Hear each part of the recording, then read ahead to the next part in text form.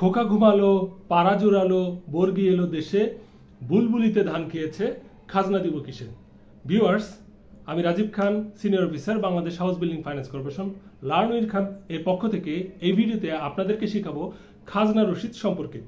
আমরা আমাদের নিজের জমি, পিতামাতার নামীয় জমি কিংবা আমাদের পৈতৃক সম্পত্তি যে ভূমি উন্নয়ন কর বা খাজনা দিয়ে থাকি, এই বিষয়ে এই ভিডিওতে আমরা শিখব। খাজনা বা ভূমি উন্নয়ন কর বা চেক দাখিলা বা ল্যান্ড ট্যাক্স মূলত একই জিনিস। এটিকে আমরা আঞ্চলিক প্রচলিত ভাষায় খাজনা বলে থাকি, যার শুদ্ধ রূপ হয়েছে ভূমি উন্নয়ন কর। আচ্ছা, এই খাজনা রসিদ দুই ধরনের হয়। একটি হচ্ছে অ্যানালগ খাজনা রসিদ, আরেকটি হচ্ছে ডিজিটাল বা অনলাইন খাজনা রসিদ। অতীতে আমাদের দেশে ভূমি অফিসসমূহে এই ধরনের খাজনা রসিদ ব্যবহৃত হতো, যেখানে ভূমি সহকারী কর্মকর্তা বা ভূমি কর্মকর্তার স্বাক্ষর থাকতো এবং এই খাজনা রসিদটি ম্যানুয়ালি অর্থাৎ হাতে লিখে প্রদান করা হতো। একটি কপি ভূমি অফিসে থাকতো, আরেকটি গ্রাহকের কাছে থাকতো।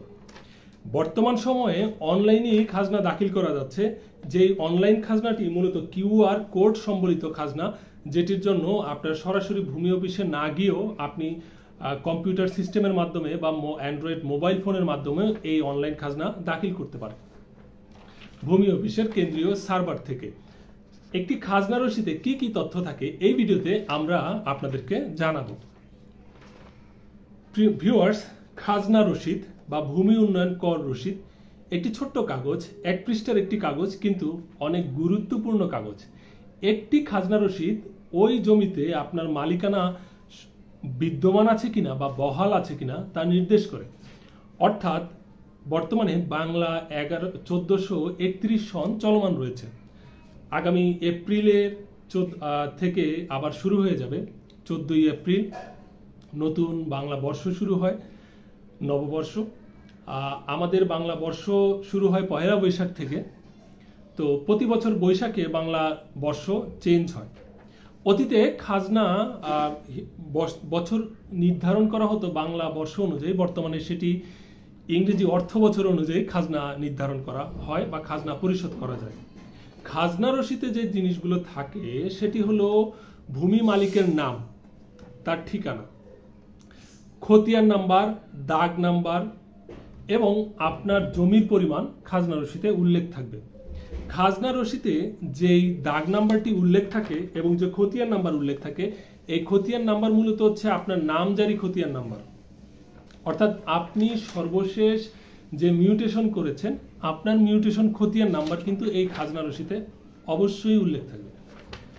আপনার জমি যেই দাগে, এক দাগে জমি হতে পারে, দুই দাগে জমি হতে পারে, অর্থাৎ এক বা একাধিক দাগে আপনার জমি থাকতে পারে। কোন দাগে কতটুকু জমি আছে সেটি এখানে উল্লেখ থাকবে খাজনা রসিদে, দাগ নাম্বার এবং ওই দাগে জমির পরিমাণ।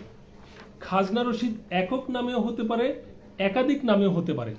যদি একের অধিক ব্যক্তি হয় তাহলে একজনের নাম এবং তার সাথে গং কথা উল্লেখ থাকবে। যদি এক নাম হয় তাহলে এক নাম, একাধিক নাম থাকলে ওই মালিকদের প্রথম জন অধিকাংশ ক্ষেত্রে তার নাম এবং নামের পাশে গং কথাটি উল্লেখ থাকবে। আপনাকে সংশ্লিষ্ট ভূমি অফিস থেকে যাচাই করতে হবে খাজনার রসিদ সংরক্ষণের বা খাজনা সংরক্ষণের যে বই, সেই বইতে সকলের নাম রয়েছে কিনা।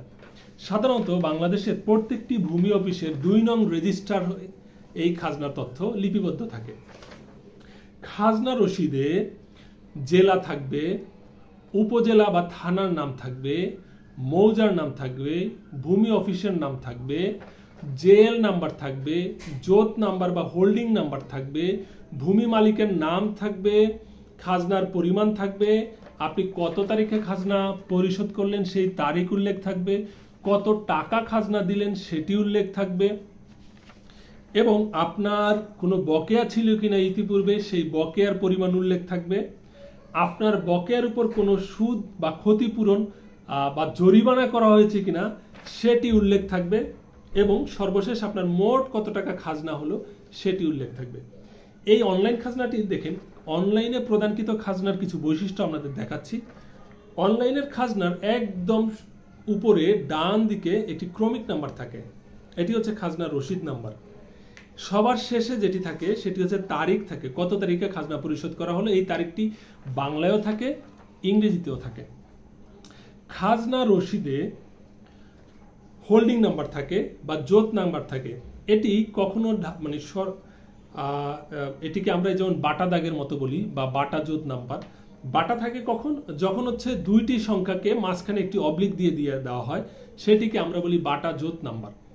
আর অন্যান্য ক্ষেত্রে যদি সরাসরিভাবে জোত নাম্বার উল্লেখ করা থাকে সেটিও হতে পারে। খাজনা রসিদে অর্থের যে ভাগগুলো রয়েছে, মানে আপনার খাজনা কত টাকা হবে সেই হিসাবগুলি একটু আপনাদের দেখাচ্ছি। দেখুন, প্রথমে আছে 3 বছরের ঊর্ধ্বে বকেয়া, তার পরবর্তীতে 3 বছরের বকেয়া, তারপরে বকেয়ার পরিমাণ ও ক্ষতিপূরণ, এর পরবর্তীতে হাল দাবি, তারপরে মোট টাকা, তারপরে মোট আদায়, এরপরে মোট বকেয়া এবং সবার শেষে মন্তব্য। এবং এই অর্থাৎ আপনি 3 বছরের বকেয়ার জন্য একটি হিসাব, তার চেয়েও যদি বেশি বকেয়া থাকে তার জন্য একটি হিসাব, আর চলতি অর্থ বছরের খাজনার পরিমাণ, এগুলো সবকিছু নির্ধারণ করে আপনার খাজনার পরিমাণ নিরূপণ করা হয়।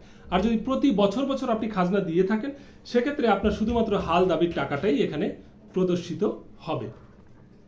আমরা চেষ্টা করব আমাদের জমির খাজনা প্রতি অর্থ বছরের খাজনা প্রতি অর্থ বছরই দেওয়ার জন্য, অর্থাৎ বাংলা সন যখন শুরু হবে আমরা বছরের প্রথমেই খাজনা পরিশোধ করে দিব। খাজনা বকেয়া রাখা খুবই খারাপ, কারণ এই ভূমি উন্নয়ন কর বা খাজনা একটি জমির মালিকানার অনেক গুরুত্বপূর্ণ বিষয়। এই এক পাতার একটি কাগজ, সামান্য একটি পৃষ্ঠা, এটি খাজনা রসিদ, এটি হচ্ছে ম্যানুয়াল, এটি হচ্ছে অনলাইন খাজনা। এই খাজনা আপ টু ডেট না থাকলে আপনি যদি কোনো ব্যাংক থেকে ঋণ নিতে যান অথবা জমিটা যদি কারো কাছে বিক্রি করতে যান, আপনি বিক্রি করতে গেলে রেজিস্ট্রি অফিসে যে আপনি দলিল সম্পাদন করবেন, আপনাকে কিন্তু হাল সনের খাজনা রসিদ দাখিল করতে হবে। আপনি আপনার জমি বন্ধক রেখে কোনো ব্যাংক থেকে ঋণ নেবেন বা কোনো আর্থিক প্রতিষ্ঠান থেকে ঋণ নেবেন, আপনাকে আপ টু ডেট বা হালনাগাদ খাজনা রসিদ দাখিল করতে হবে। আপনি আপনার সম্পত্তির উপরে কোনো ডেভেলপার কোম্পানিকে পাওয়ার দলিল করে দিবেন বাড়ি নির্মাণ করার জন্য, আপনাকে আপ টু ডেট খাজনা দাখিল করতে হবে। অর্থাৎ খাজনা হালনাগাদ থাকা জমির মালিকানার জন্য খুবই খুবই গুরুত্বপূর্ণ। আমরা খাজনা রসিদ সম্পর্কে জানলাম, ম্যানুয়াল খাজনা রসিদ এবং অনলাইন খাজনা রসিদ সম্পর্কে জানলাম।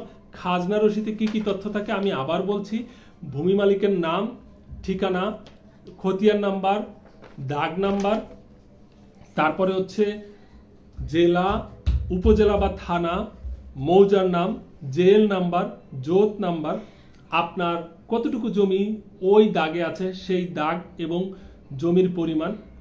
যদি একাধিক দাগ থাকে সেক্ষেত্রে একাধিক দাগের নাম এবং প্রত্যেক দাগে আপনার কতটুকু জমি রয়েছে সেই জমির পরিমাণ, আপনার খাজনার পরিমাণ, কত তারিখে আপনি খাজনা দাখিল করেছেন সেই তারিখ বাংলায় এবং ইংরেজিতে। এই বিষয়গুলো একটি খাজনা দাখিলাতে অন্তর্ভুক্ত থাকে। প্রিয় ভিউয়ার্স, আমাদের সাথে যুক্ত থাকার জন্য ধন্যবাদ। খাজনা রসিদ সম্পর্কিত কোনো প্রশ্ন, কোনো পরামর্শের প্রয়োজন হলে আপনারা লার্ন উইথ খান ইউটিউব চ্যানেলের কমেন্ট বক্সে কমেন্ট করতে পারেন। সবাইকে ধন্যবাদ জানিয়ে আমি রাজীব খান বিদায় নিচ্ছি। আল্লাহ হাফেজ।